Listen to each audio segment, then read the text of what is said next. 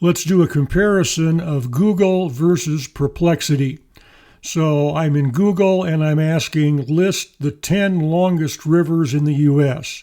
I click Google search and I'll get a little table with a thumbnail and the names of 9 rivers. The first one is the Rio Grande. If I click on the down arrow, I can read about the Rio Grande and I'll see that it's the 4th longest river in the United States. So the first river in the table is not the longest river.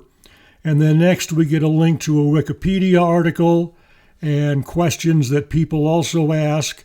And that's followed by a long list of links to websites about the 10 longest rivers in the U.S.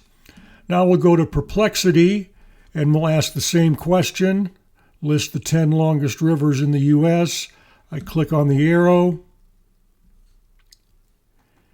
And at the beginning of the response, Perplexity will give me some sources.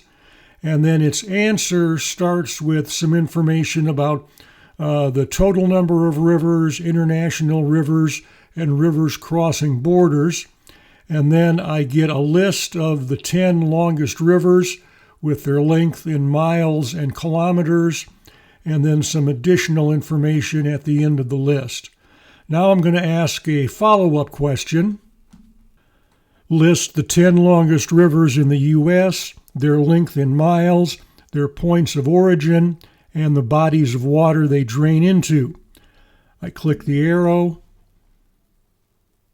And once again, it starts with a list of sources, but then it's going to give me a list of the rivers, their length in miles, their origin, and the body of water they drain into. Now I'm going to ask one more follow-up question. Organize the data from the previous answer into a table. I click the arrow,